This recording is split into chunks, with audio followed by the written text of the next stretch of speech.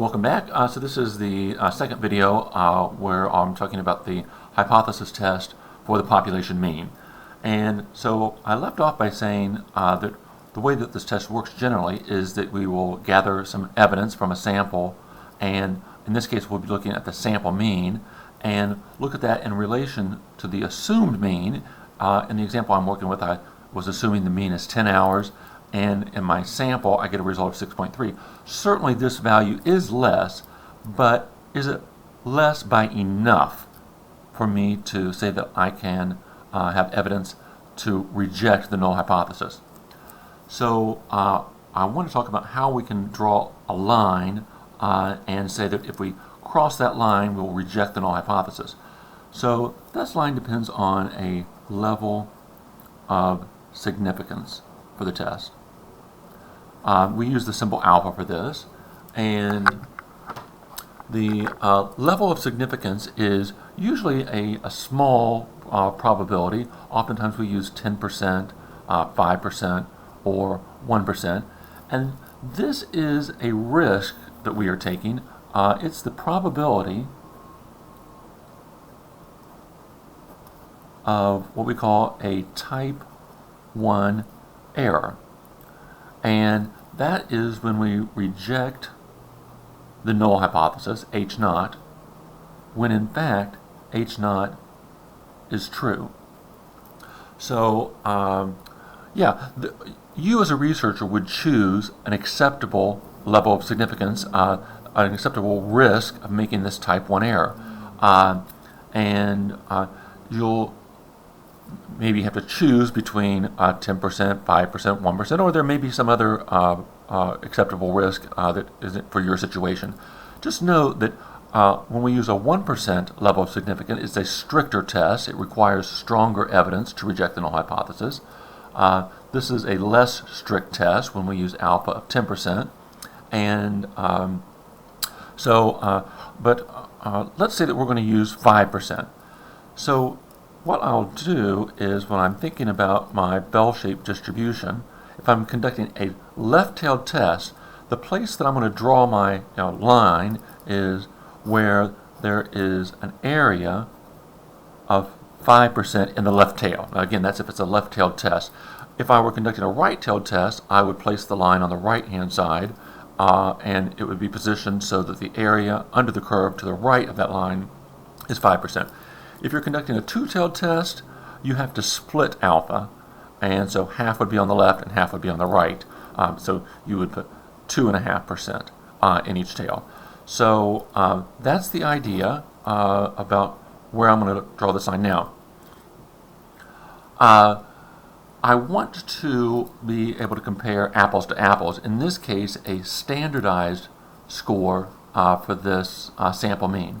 So I'm going to convert this to a t-score, and I call this the t-test statistic. And I find that by taking my sample result, x bar, and finding the difference between that and the assumed mean. So I write mu with a subscript of 0, and this would be the value that was stated in my null hypothesis. And that's divided by the standard error of the mean, sigma over the square root of n.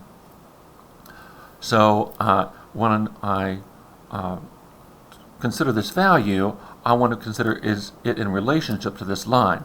So I need a t value here, which I'm going to call t critical. And if my test value is to the left of this critical value, then anything over here I'm going to reject the null hypothesis. And if I get a value somewhere over here, I will fail to reject the null hypothesis. So the way that I find a value from the t-distribution that's based on area, if I have a calculator, I'm going to use an inverse function. And I just want to show you that function here. So it's in my distribution menu. If you have a TI-84, it's the fourth option. And so there are two parameters I need to say, put in a probability or area first. So I'm going to be using 0.05. And the next argument would be our degrees of freedom. So degrees of freedom is one less than your sample size. So let's just say that in this when I was gathering my evidence, maybe I was using a sample of, I don't know, let's say 30. And so I would use one less than that for my degrees of freedom, in other words, 29. So I hit enter, and in this case, I'm finding that I have a critical value of roughly negative 1.7.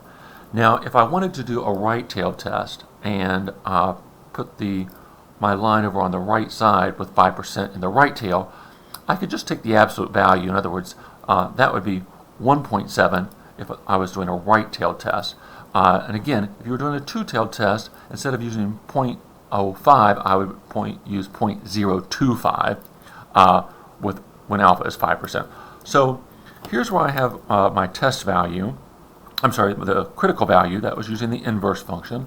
I'm just going to write on here that was inverse t with alpha and then your degrees of freedom. I'm using df for that.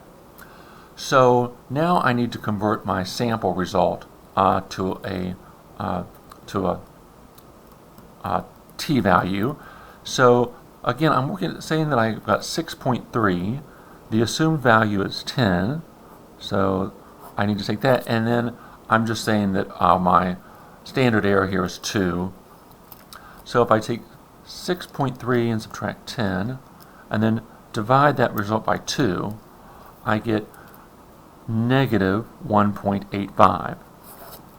So I actually, in this case, am getting a result that's somewhere over here to the left. So this would be, this line was where t was negative 1.7, and my actual value is t equals negative 1.85.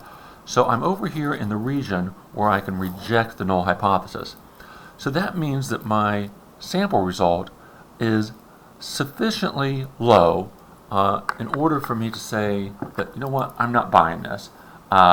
This doesn't seem to be true based on the result that I got on my sample. So in this case, I'll take this off, when I'm conducting a left-tailed test, I can reject the null hypothesis, H null, when my t test value is less than my t critical value.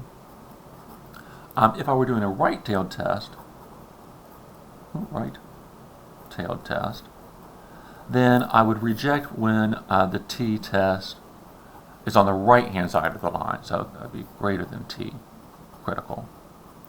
If you're doing a two-tailed test, the easiest way I think to think about this is you can reject when your test value, t-test, and I'm just going to take an absolute value, is greater than the critical value. And again, we'll just compare, use absolute values for both of these cases. So when you're thinking about this, again, you can kind of picture this bell-shaped distribution. For a left-tailed test, you're drawing a line over here on the left-hand side. And if you get a value less than that, so this is your t critical, anything to the left over here, you'll reject. On a right-tailed test, you're drawing the line on the right-hand side, and anything to the right, and you'll reject. And again, that line is your t critical. And for a two-tailed test, you're splitting the probability of the type 1 error between the two tails. And so you'll have a negative t value here and a positive t value over here. And if you fall in the tail, so either less than the negative t critical or greater than the positive t critical, you can reject. So that's why it's easy to just use absolute values.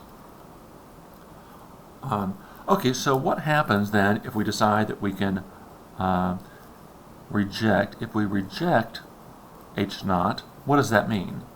That means there is sufficient evidence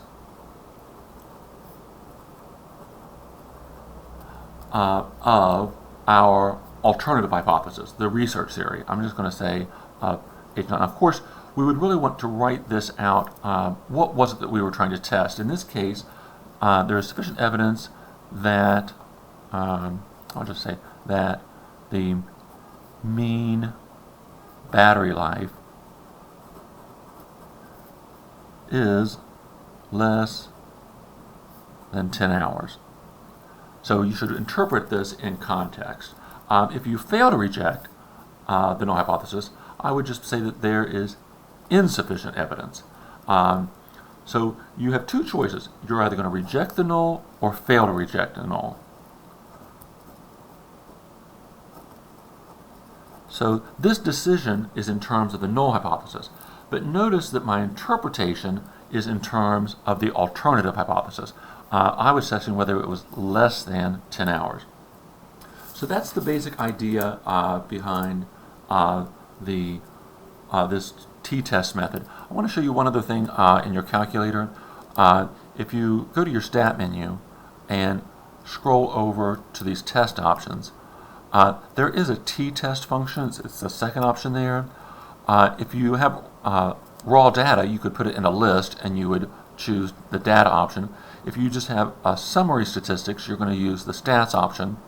So here I have to put in, this is mu naught, that's the value of that we are assuming from mu. In this, my example, I was using 10. And then x bar, this is the sample mean. So I was saying that I had 6.3. You'd also have to put in the sample standard deviation.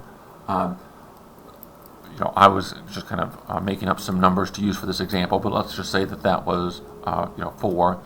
And our sample size, I was saying, was maybe 30.